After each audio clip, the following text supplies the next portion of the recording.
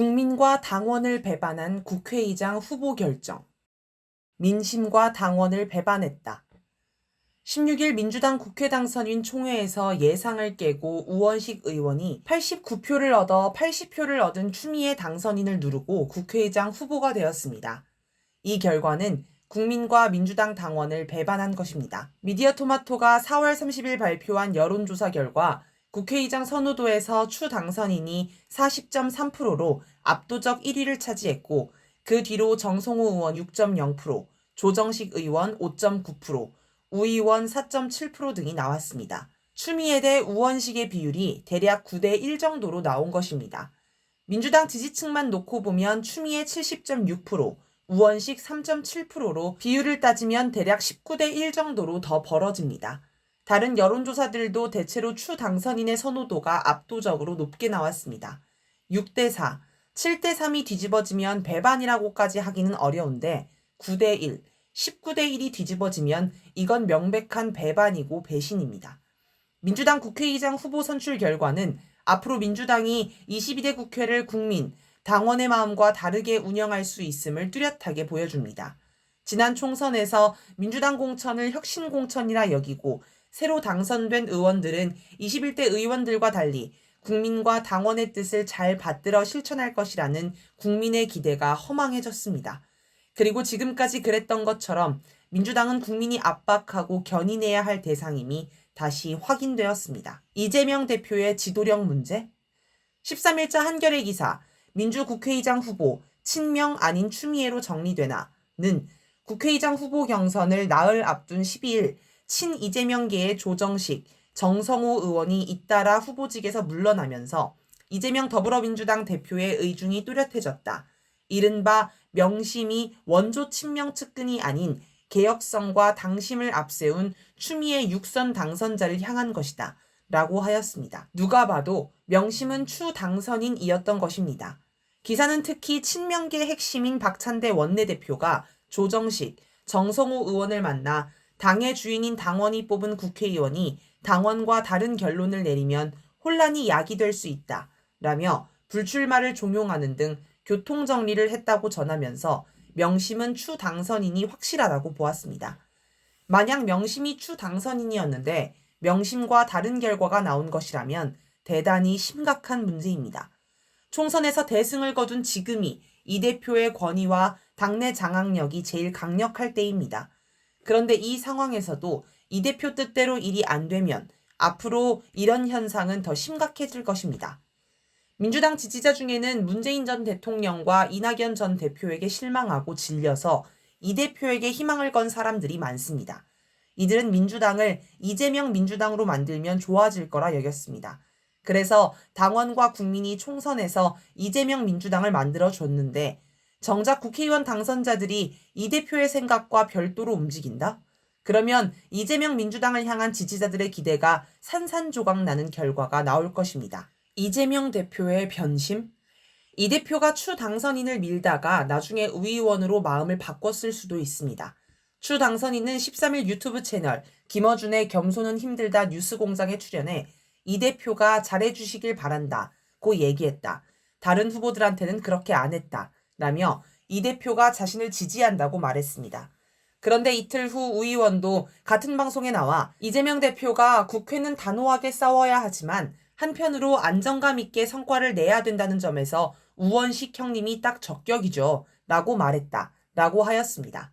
얼핏 모순되는 상황이지만 두 사람 모두 이 대표에게 직접 들었다고 했으니 거짓말은 아닐 것입니다. 그러면 이틀 사이에 이 대표가 추 당선인에서 우 의원으로 지지 후보를 바꿨다고 볼 수 있습니다. 그럴 개연성도 충분히 있습니다. 지난 대선 때 이 대표와 추 당선인은 대선 후보 경선에 나와 경쟁했습니다. 이 대표에게 추 당선인은 대선 후보급 경쟁 상대입니다. 반면 우 의원은 대선 후보급 경쟁 상대가 아닙니다. 또 이 대표는 그간 추 당선인보다 상대적으로 고구마 모습을 자주 보였습니다. 그래서 추 당선인이 국회의장이 되면 이 대표의 통제 범위를 벗어날 수 있습니다. 이 대표가 불안해할 요소입니다. 그런 면에서 우 의원은 오랫동안 이 대표와 호흡을 맞춰온 순응형 인물로 볼 수 있습니다. 이 대표의 마음에 안정감을 줬을 수 있습니다. 우 의원도 이런 면을 친명 쪽으로 꾸준히 설득해서 이 대표의 마음을 바꿨을 수 있습니다. 이변의 가능성은 이재명이 만들었다. 따지고 보면 국회의장 후보 선출의 이변 가능성은 처음부터 이 대표가 만들었습니다. 원래 국회의장은 관례에 따라 원내 1당의 최다선, 최고 연장자인 추 당선인이 국회의장으로 되는 상황이었습니다. 그런데 친명계 조정식 의원이 관례를 깼습니다. 조 의원은 명심은 나다. 이재명 대표와 당과 호흡을 잘 맞추는 사람이 국회의장이 돼야 한다. 라며 국회의장에 도전했습니다.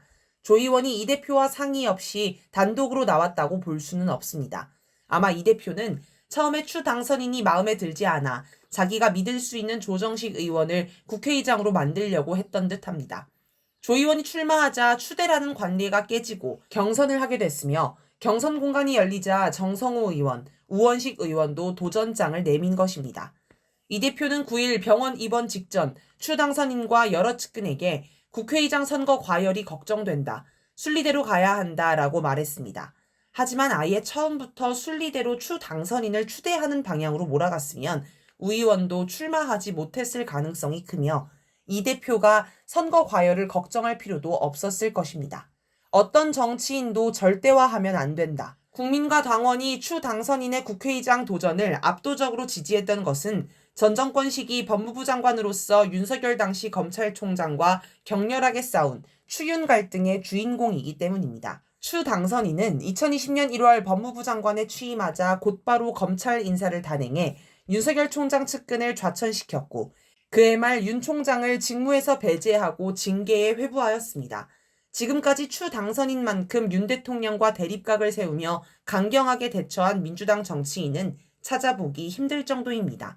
그러나 문재인 정부와 민주당은 윤 총장의 기세에 겁을 먹고 추미애 장관을 도와주지 않았고 오히려 사퇴 압박을 넣어 내리눌렀습니다. 국민은 윤 대통령에게 당한 피해자이면서도 잘 싸운 추 당선인이 국회의장이 되어 윤 대통령을 제압해 주기를 기대했습니다. 특히 윤 대통령이 거부권을 무도하게 행사할 때 국회의장이 나서서 무력화시키는 통쾌한 모습을 보고 싶었을 것입니다. 국민이 추 당선인을 원한 건 이런 이유 때문입니다. 사실 추 당선인이나 우 의원이나 본질을 보면 민주당 정치인이라는 점에서 차이가 없습니다. 추 당선인은 협치가 아닌 민치를 선택하겠다고 강조했습니다. 하지만 추 당선인의 과거 경력을 보면 민치에 부합하는 행동만 하지는 않았습니다. 예를 들어 문재인 전 대통령이 법무부 장관을 사퇴하라고 압박했을 때 추 당선인은 끝까지 사퇴를 거부했어야 했습니다. 왜냐하면 당시 국민은 윤 총장과 끝까지 싸우기를 원했기 때문입니다. 당시 추 당선인이 끝까지 사퇴를 거부했다면 문 전 대통령은 사퇴 압력을 거두든 해임하든 선택해야만 했을 것입니다. 그런데 문 전 대통령 성향상 자기가 직접 해임해서 국민의 지탄을 받는 것은 감당하지 못하기 때문에 결국 사퇴 요구를 거뒀을 것입니다. 그렇게 국민 뜻을 받드는 민치를 해야 했습니다. 하지만 추 당선인은 당시 민치에 부응하지 못했습니다. 이제 와서 추 당선인은 당시 문 전 대통령이 요구해서 사퇴했다고 얘기하는데 그렇게 얘기하면 안 됩니다. 당시 국민이 원하는 대로 버텼어야 했는데 그렇게 하지 못해 죄송하다며 반성해야 합니다. 그런데 반성이 없습니다. 자기 부족함은 없고 문 전 대통령이 시켜서 어쩔 수 없었다고만 이야기합니다. 물론 추 당선인이 개혁적이지 않다고 말하려는 것은 아닙니다. 추 당선인은 민주당 내에서 손꼽히는 개혁 정치인입니다. 하지만 추 당선인이 가진 한계도 잘 봐야 합니다. 어떤 정치인이든 마찬가지지만 추 당선인도 절대화해서 보면 안 됩니다. 추 당선인도 이 대표와 마찬가지로 국민이 직접 압박, 견인해야 하는 정치인입니다.